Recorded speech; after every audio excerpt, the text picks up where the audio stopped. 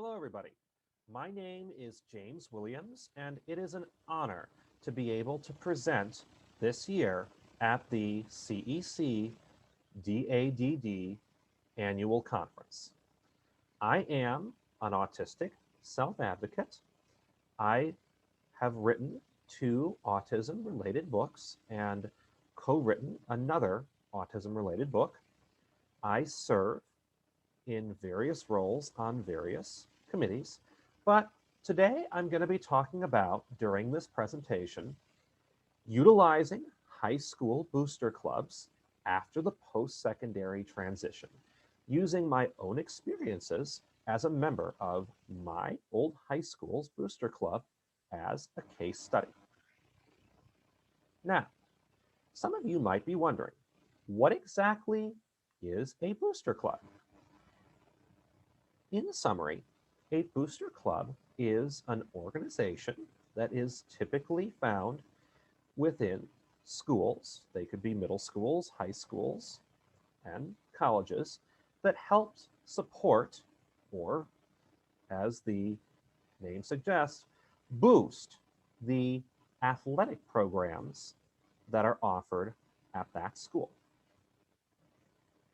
That is the definition that I learned when I first learned about the booster club at my old high school, but other definitions can be found as well.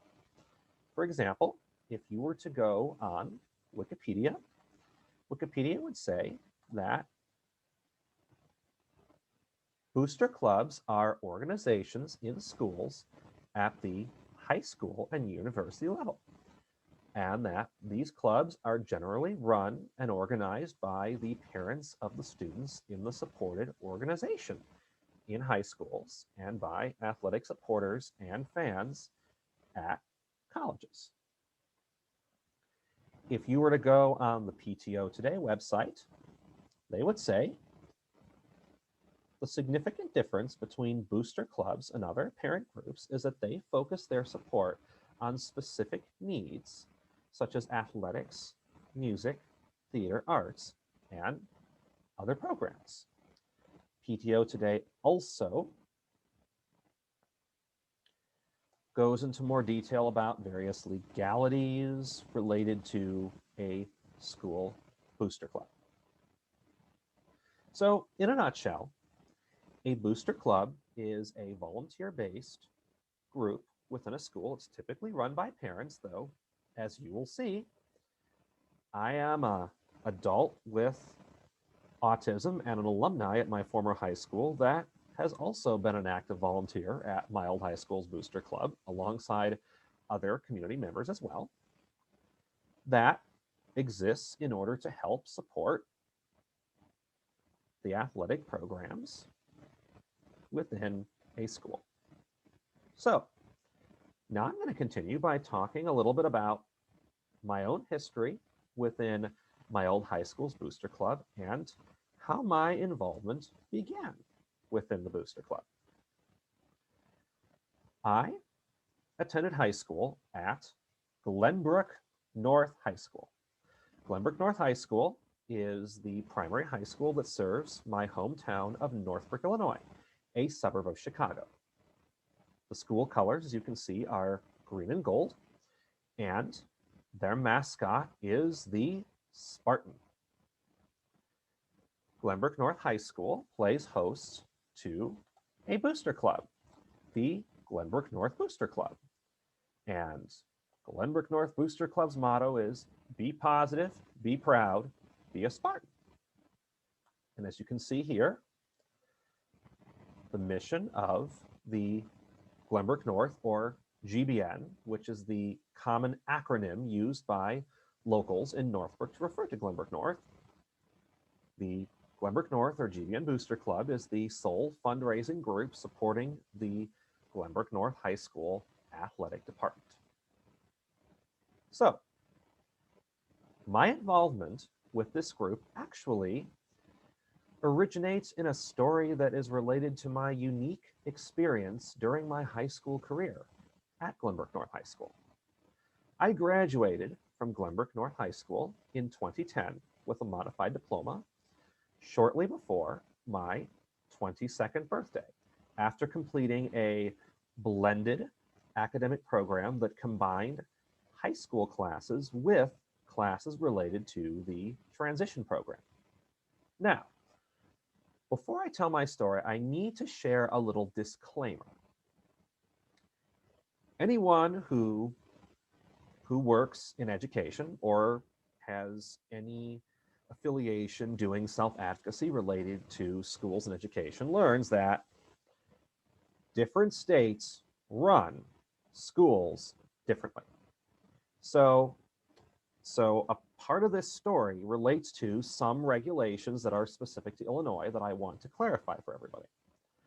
Illinois is a right to homeschool state. This means that the state of Illinois guarantees parents the right to homeschool if they choose to, and doesn't really have a lot of requirements that parents have to follow, and the state actually has to give parents that right with minimal interference. Illinois has had that right since 1950, when a landmark Supreme Court case took place that was then brought to the Illinois State Supreme Court that led to a ruling back in 1950 that basically ensured the right of Illinois parents to homeschool their kids. And because of that right to homeschool, that law has shaped a lot of accommodations and how they are administered in Illinois schools.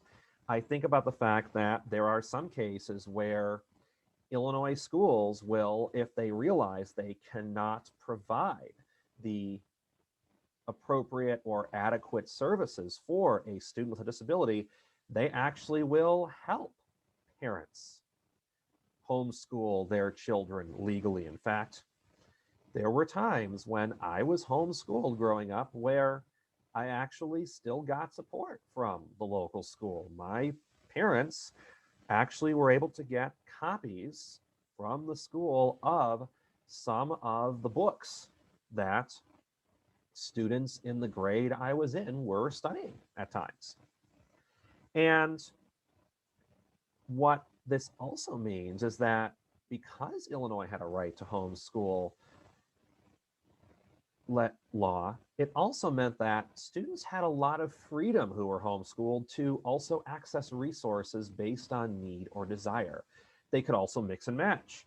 And I know that, in some states, having a half day instead of a full school day is sometimes seen as negative. That, in some states, schools will use, a half day to deny a child their right to certain educational services. But in Illinois, half days were not seen as a negative thing. In fact, if you were homeschooled, but it turns out your parents wanted you to come in school for a half a day, legally, the school was required to accommodate that. So when I went to Glenbrook North, I actually took advantage of various forms of education there based on the fact that GBN, when I went to school, had a learning curve. And as a higher functioning student with autism, there were times when GBN didn't always have the services I needed. There were times when GBN did. And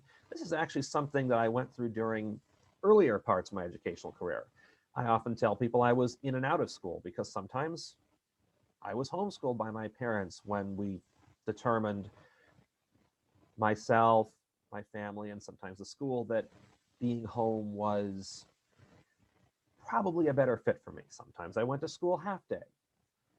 Sometimes I went to school just to acquire evaluation services.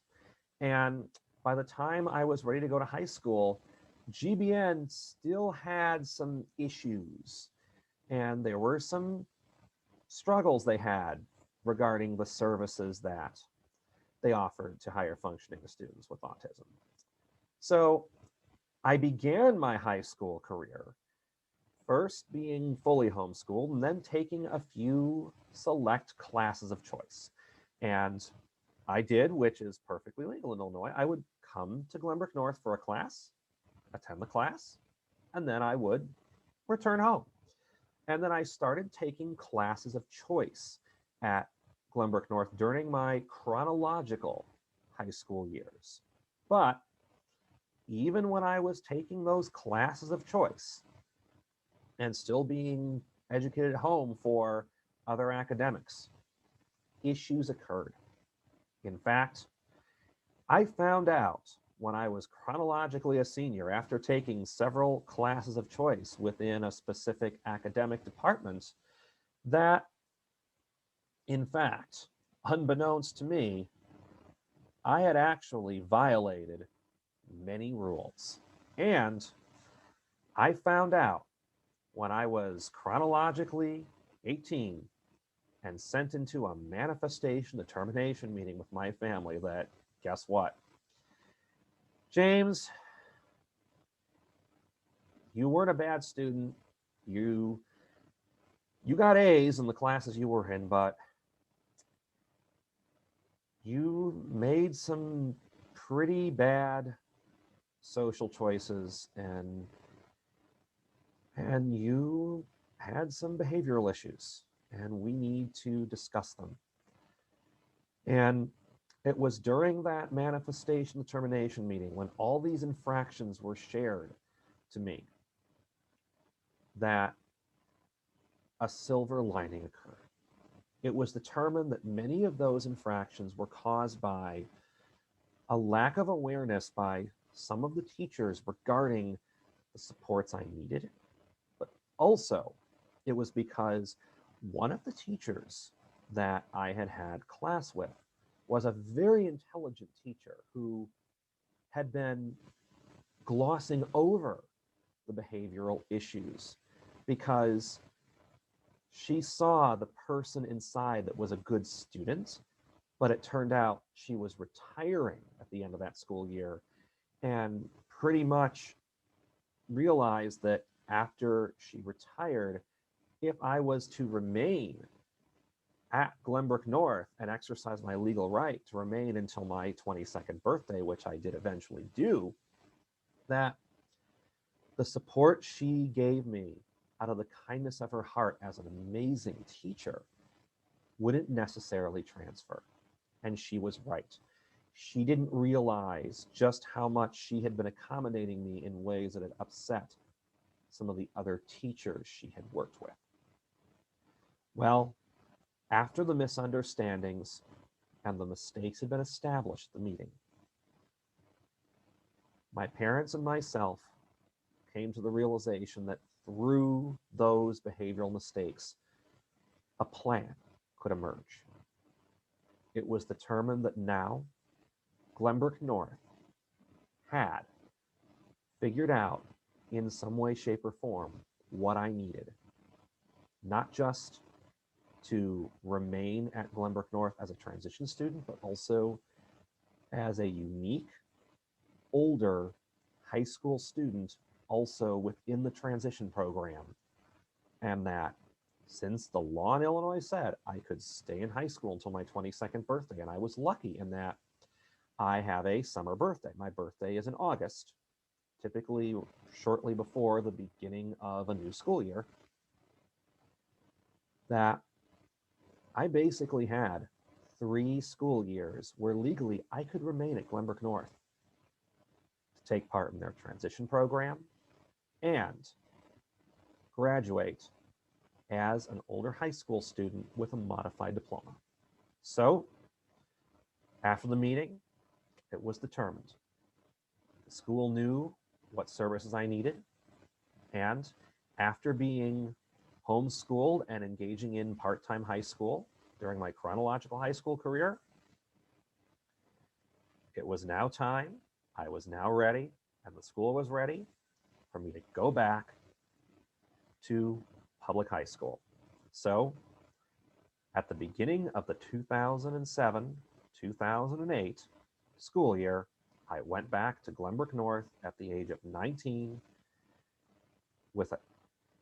as a matriculated student with a trajectory of a modified diploma where I would take a combination of high school classes and transition classes.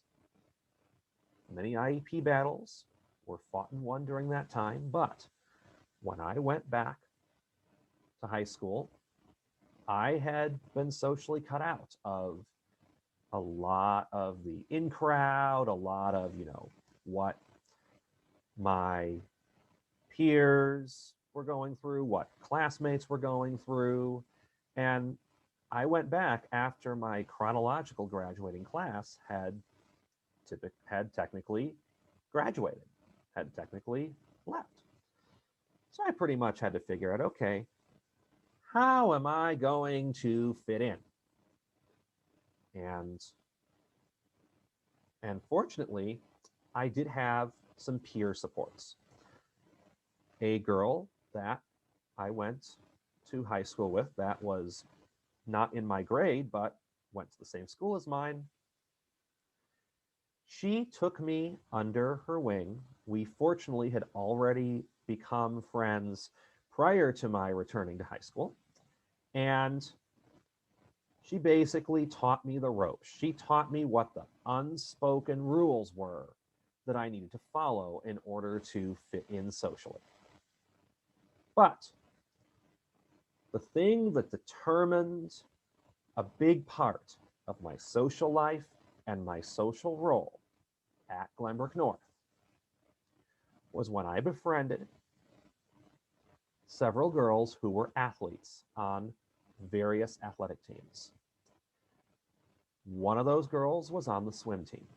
One of the other girls was on the basketball team. And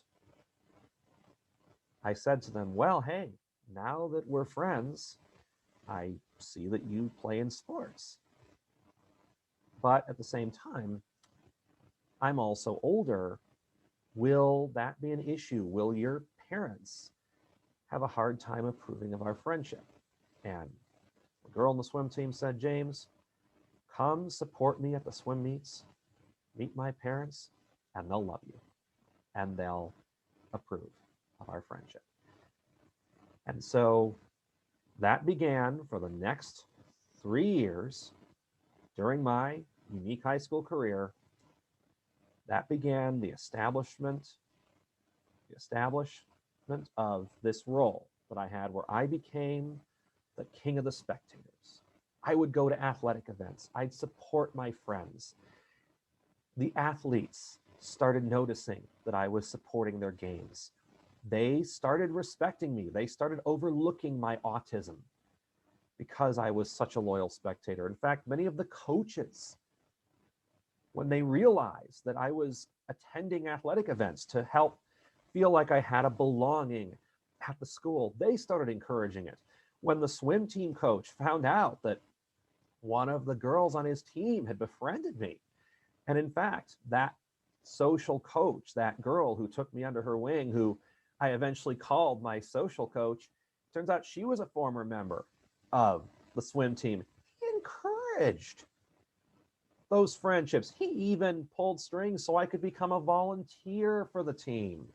And I actually became a timer despite never being a competitive swimmer myself, and would help time the swim meets for the team. But then I ended up having to realize that I was going to have to deal with a fate that every special education student eventually has to go through: the time when they age out of education. Luckily, because of my summer birthday, aging out for me was at the end of a school year. In this case, the 2009-2010 school year. Luckily, with the supervision of the special education department and other teachers, I was able to meet the graduation requirements for a modified high school diploma. I also participated in various transition classes. And by the time I was all set to age out at the end of the 2009-2010 school year, I had met those requirements and was set to graduate on time. During my quote senior unquote awards assembly, because I was academically a senior, but now 21 years old and not chronologically a senior, I was actually given recognition for what I had accomplished at Glenbrook North. I was given an award that is typically given at that assembly to a senior that has triumphed over challenges related to their disability. It was called the Jfk Courage Award. I was honored by the school. I was honored by my class. And then I graduated. And like many other young people with autism, I had to figure out what was going to happen next. And after I went through those transition classes and after aging out, I had an epiphany. I had just spent the last 3 years spending a big part of my social life attending and supporting athletics, going to sporting events for the various teams within my high school that spectators were allowed to attend. And I realized I may have aged out of getting an education. And there were laws saying that I had to finish my education by a certain time. But there were technically no rules saying that I would ever age out of watching athletic events. And so even after I finished high school and graduated, I decided I was still going to, whenever my schedule permitted, go back to my high school and support the athletics and attend athletic events. And that is what I did. For the next 5 years after finishing high school, I continued to go to athletic events, and not just football and basketball. I attended swim meets, cross-country meets, badminton games, volleyball, you name it. If spectators could go, I would go. Now, don't get me wrong. There was a lot of other things I did after transitioning. I also went on the road and traveled many places to give presentations to various audiences related to autism. But back when I was back in my hometown, I would routinely, and before COVID hit, would continue to do so, go to athletic events to support my former high school, Glenbrook North High School. Well, although some people told me that, hey, you know, it's inappropriate for you to still be sticking around your old high school, I realized, yeah, there may be unwritten social customs saying, hey, you know, only parents should go to certain athletic events, especially if they aren't football or basketball. Those athletic events were still public events. There really was no law or rule saying I couldn't be there. And I also, when I started going on the road and giving presentations in other communities, I saw a lot of negative things that sometimes were happening to young people with autism after they age out of high school. And I realized, you know, yeah, some people might think that going back to your high school and watching athletic events is odd or unconventional, but in many ways, it's safe. I mean, nothing really dangerous happened to me and has ever happened to me when I have spectated athletic events, in contrast with many other adult things and adult situations that a lot of autistic adults I know have been put in after aging out of school.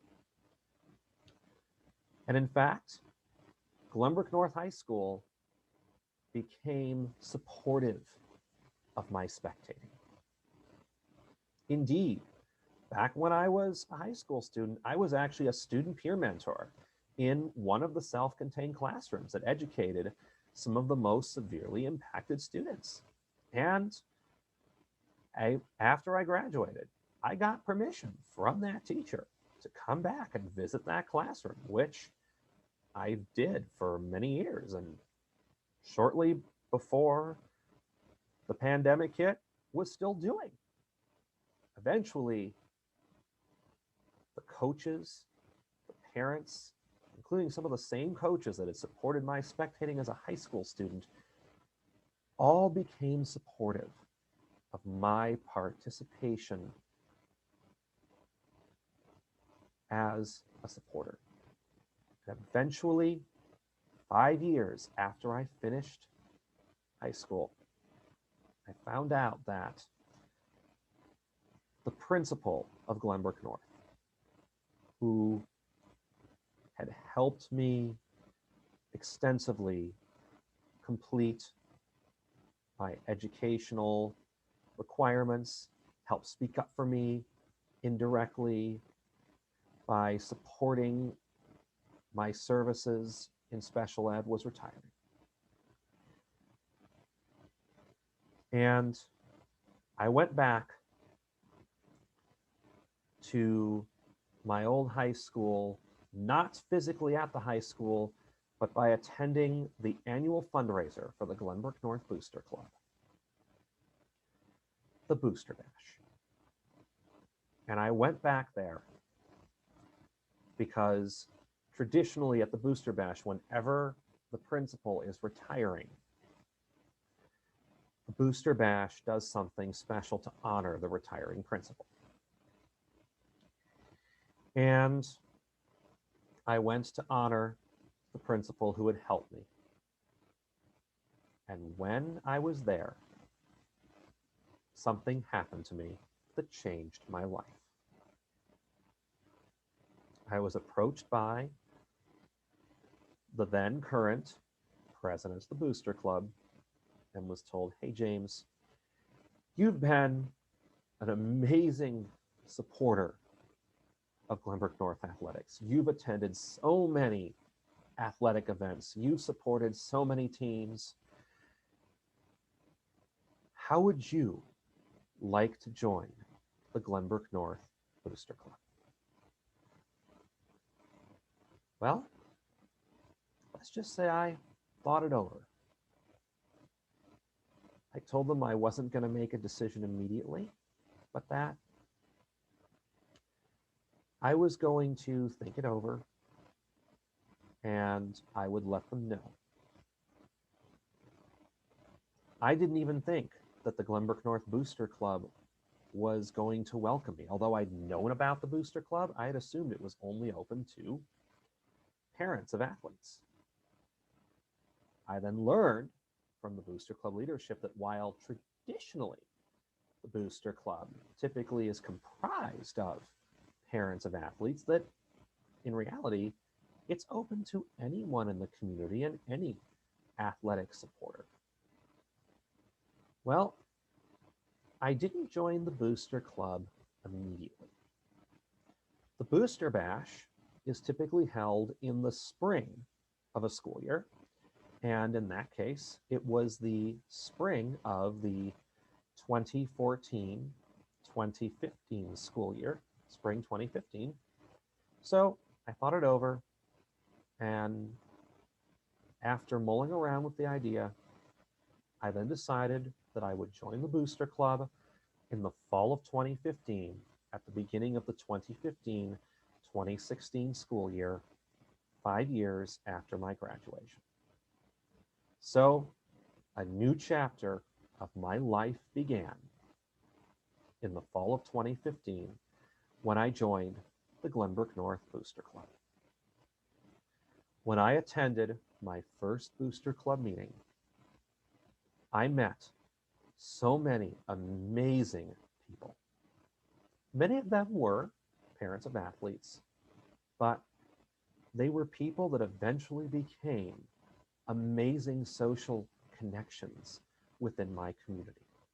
I also was reunited with many people who had known me from various other things I had done within the community, who were now Booster Club members by virtue of having children who were athletes in various sports at Glenbrook North. And they welcomed me with open arms. After that first Booster Club meeting where I told a initially shocked athletic director at my high school who wondered, hey, what are you doing here? Though he did know who I was from all the athletic events I'd supported.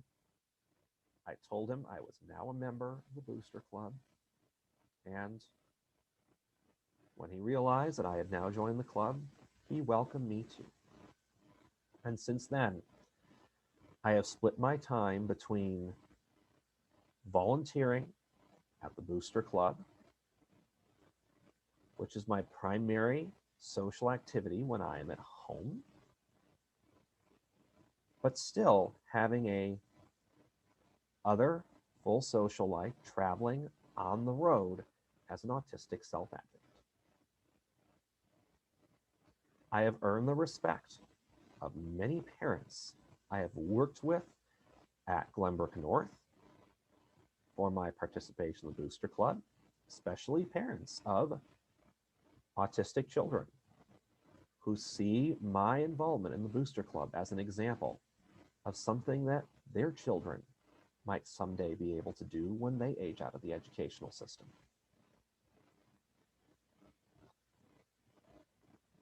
After that meeting, I was immediately told about various volunteer roles I could participate in at the Booster Club. First thing I did was help serve concessions at the athletic events. The first game that I helped sell concessions with was at a football game, but eventually I started selling concessions at games representing various sports, including basketball and soccer, and sometimes volleyball. I then would proceed to help the Booster Club sell spirit wear. Spirit wear basically was commissioned clothing with the colors of Glenbrook North or other designs that was sold for the purpose of giving something for people to wear to support athletics and also kind of symbolize school spirit. In fact, one thing that was often given to me by the Booster Club periodically were free sets of current spirit wear so that when I was actively volunteering for the Booster Club, I could always be dressed in some form of spirit wear. That also became an autistic accommodation of itself because it got to a point where I had enough spirit wear that I could always go to an athletic event or help out with the Booster Club dressed in some form of spirit wear. In fact, by doing so, it made sure that whenever I went to any athletic event, I always had a pair of clean clothes to wear whenever I did.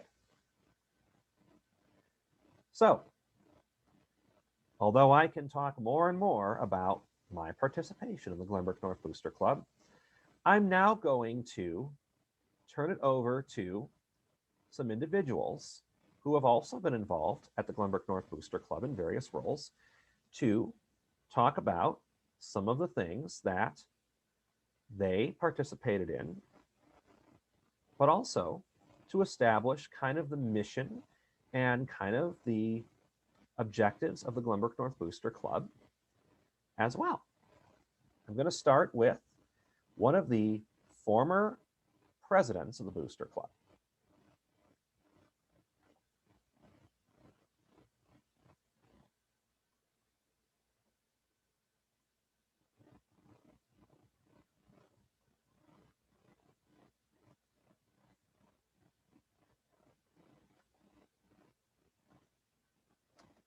Please excuse the technical difficulty.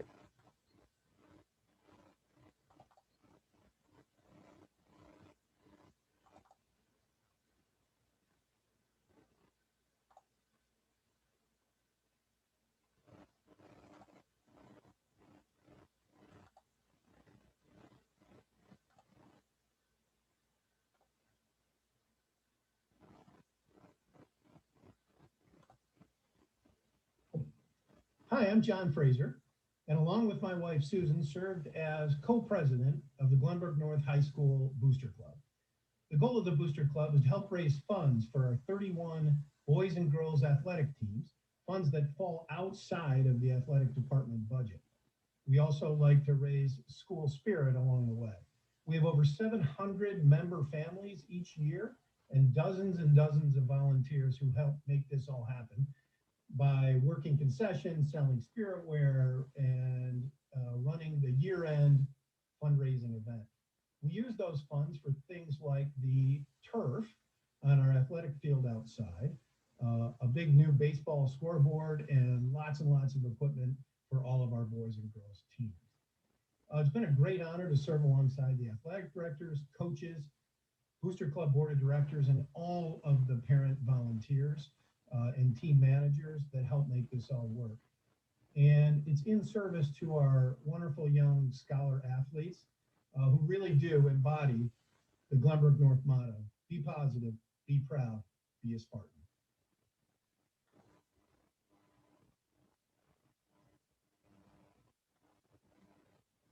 Absolutely.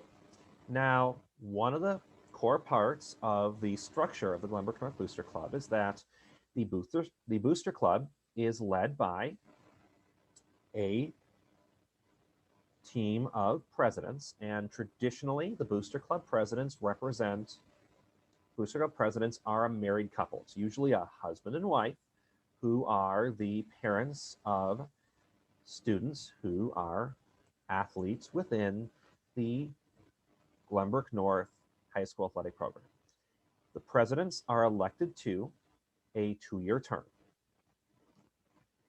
Now, the presidents oversee the Booster Club Board, and the Booster Club Board is typically comprised of individuals who run certain positions within the Booster Club. Many times they are in charge of a specific function within the Booster Club. So there's somebody in charge of spiritware, there's somebody in charge of concessions, there's somebody in charge of what's known as yard signs. And those are basically just commemorative signs that parents can purchase, basically stating that their children are a participant in an event, but it also is a sign for their home, which says home of a Spartan, and then describes what that individual is participating in, whether it's cheerleading or basketball or baseball. And in fact, after several years of participation in the Booster Club, I was actually honored by the yard sign department by being given a commemorative yard sign for my house that basically says, home of a Spartan, superfan. And I'm going to now share that with all of you.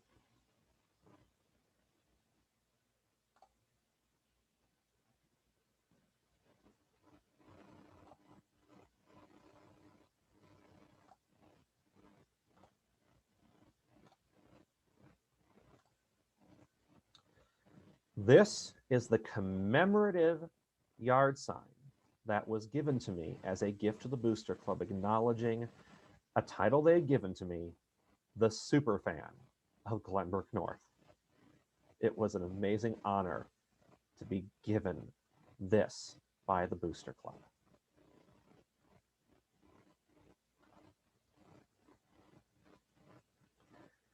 So I am now going to go back to the Booster Club website and give a few details regarding the various departments within the Booster Club.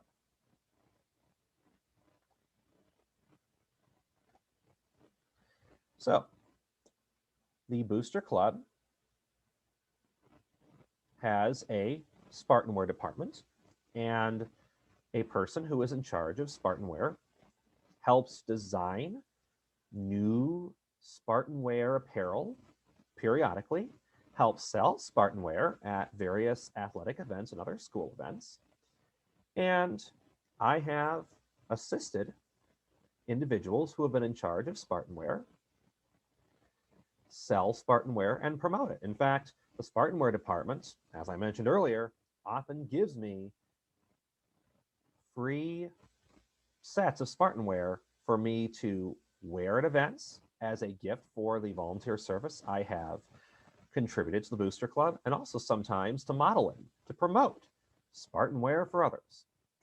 You can see here, there is an events and concessions department.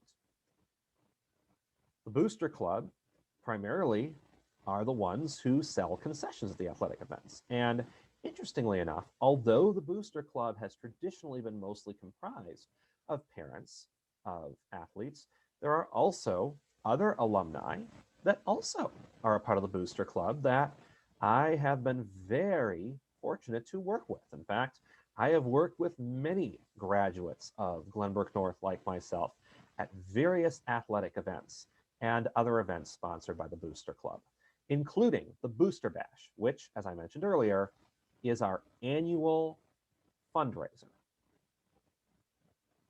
So now, I am going to now turn the floor briefly to an individual within the Booster Club who I have worked with, who was a member of the Booster Club board and a past leader of the Spartanware department.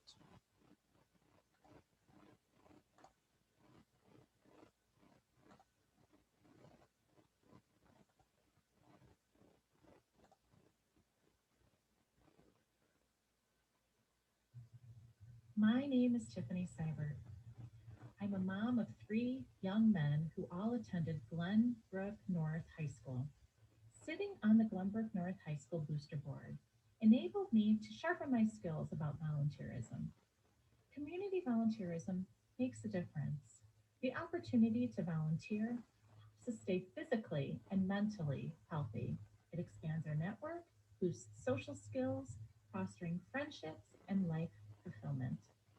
Valuable skills like compassion, communication, a positive attitude, and an open mind is rewarding.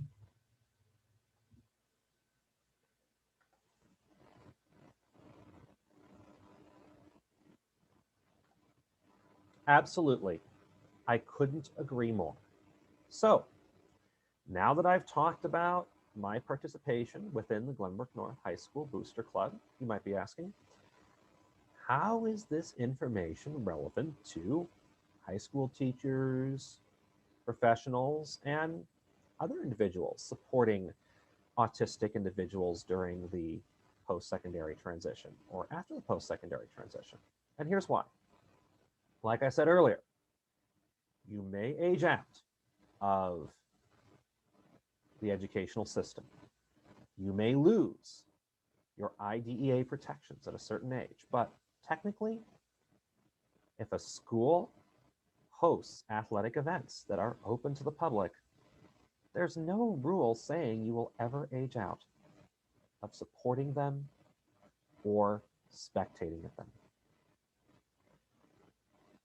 I have come across many horror stories of individuals with autism falling off a cliff after they finish high school, getting the diploma, going back to their homes, and discovering that there might not be a lot of programs for autistic adults, that there's sometimes nothing for them.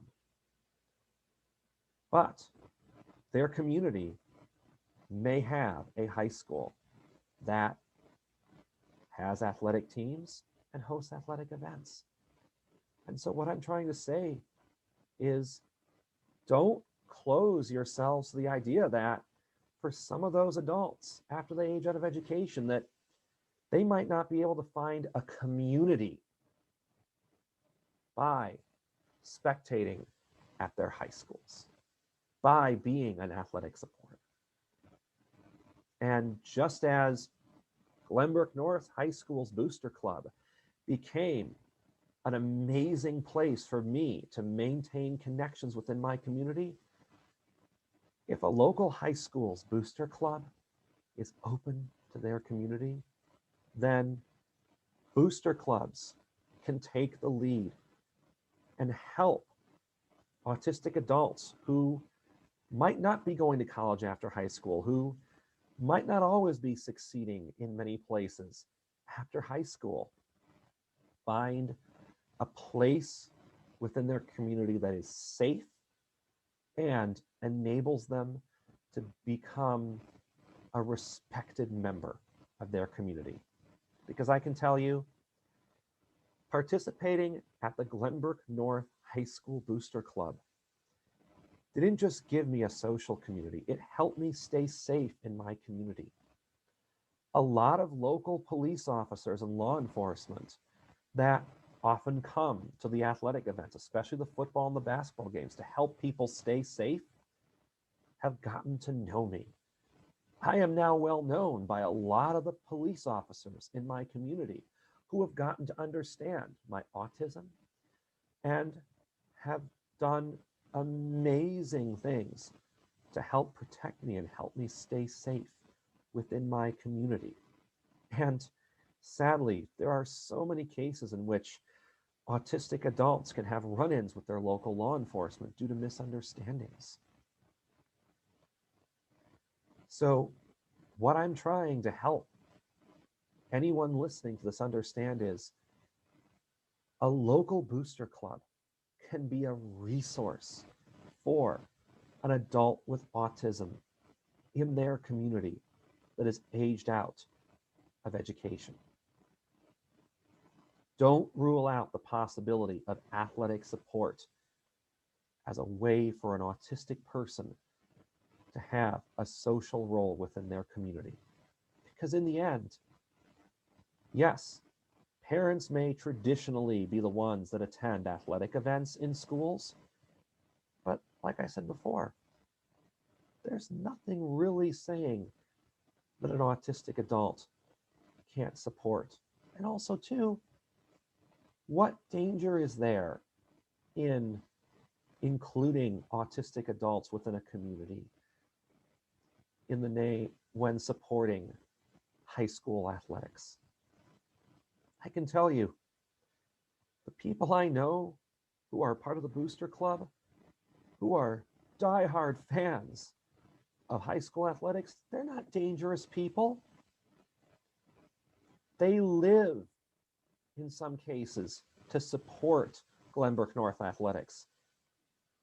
And in fact, what's amazing is that as a Booster Club member, I've been able to work with the security at my high school who have kept me up to date with any and all security protocols so that I can stay safe while supporting athletics and participating in the Booster Club, so that I don't break any security protocols doing so that other people can feel safe when I'm there. Because in the end, the people I know who are supporters of athletics, they are not the dangerous people with autism we hear about in the media. They are proud community members who love to support their old school. They feel like they matter and they feel like they belong. Because in the end, a lot of those individuals with autism that we hear about that are dangerous are people that oftentimes don't feel like they belong.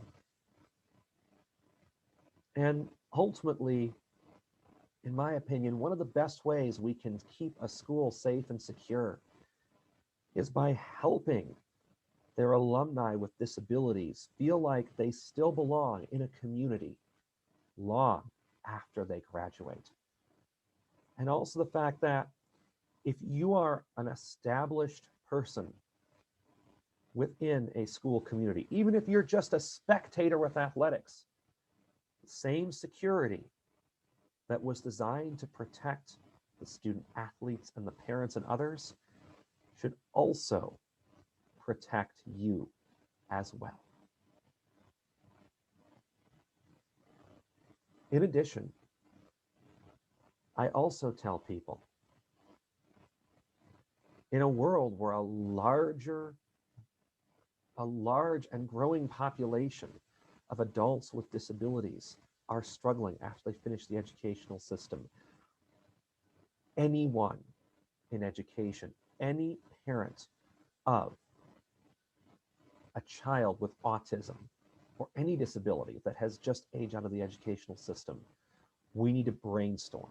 We need to keep an open mind as to what options they might have after they transition out of education.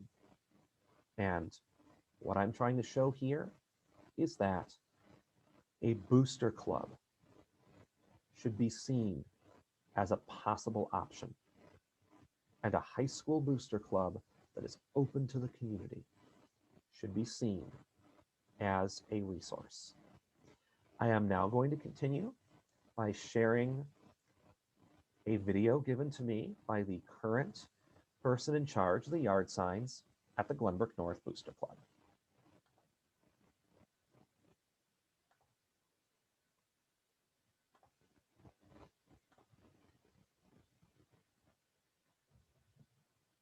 Hi, my name is David Nolan, and I help the Spartan Booster Club by making Spartan yard signs for their homes that say home of a Spartan and include an activity or sport. And I also periodically work in the concession stand. Thank you.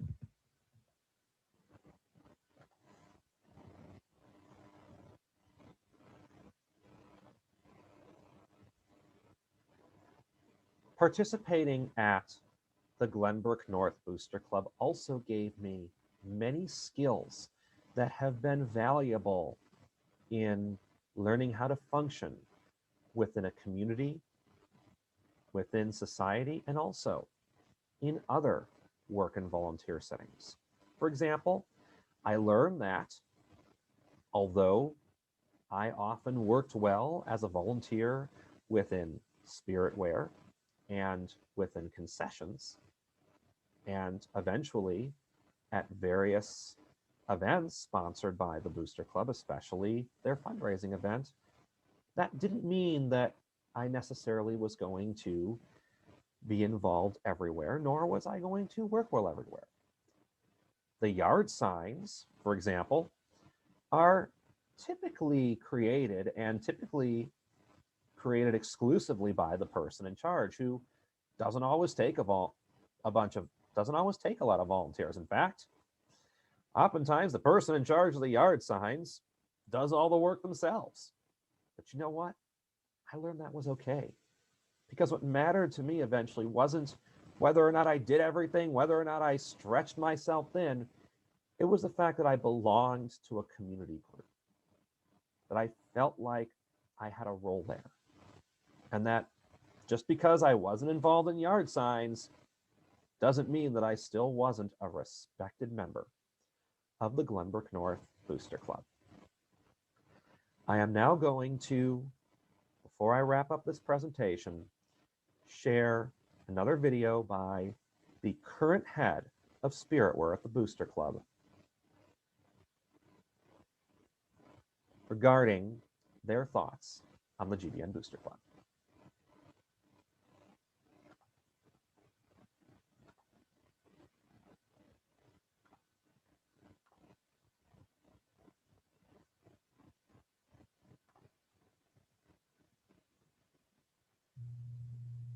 Hi, my name is Heather. I'm a GBM parent. I have two kids at GBM. One is a freshman and one is a junior.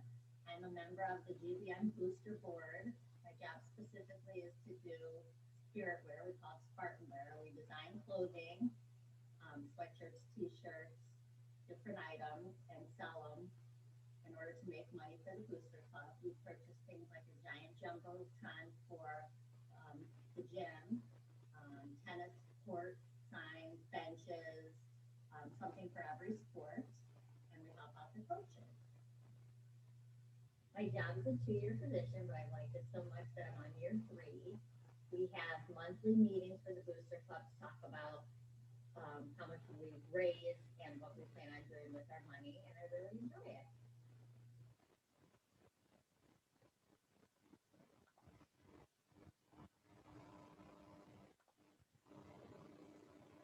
Thank you for your kind words.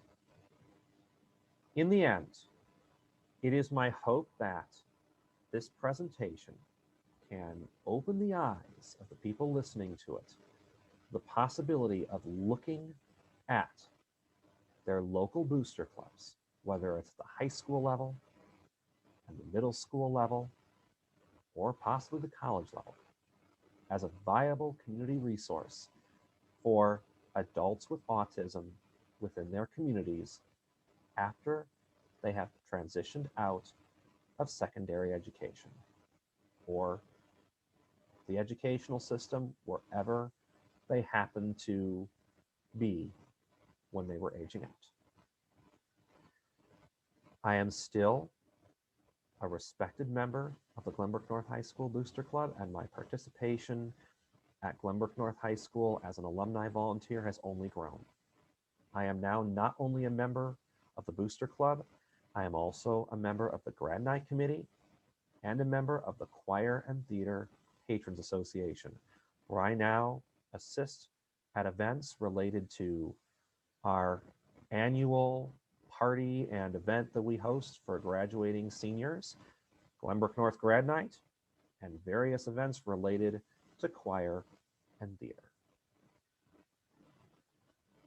I value every minute that I spend as a volunteer at Glenbrook North High School, and my hope is that other autistic adults can follow in my footsteps and become active alumni and/or adult volunteers at their former schools, in the hopes that that participation, if they choose to be a part of it, can help them find a sense of belonging in their local communities, if they choose to find that belonging and to do so. Thank you all for listening. If you want to ask me a question about this presentation, feel free to email me at jmw820@comcast.net. If you want to learn more about my work, you can check out my website at jamesmw.com. With that, have an amazing day.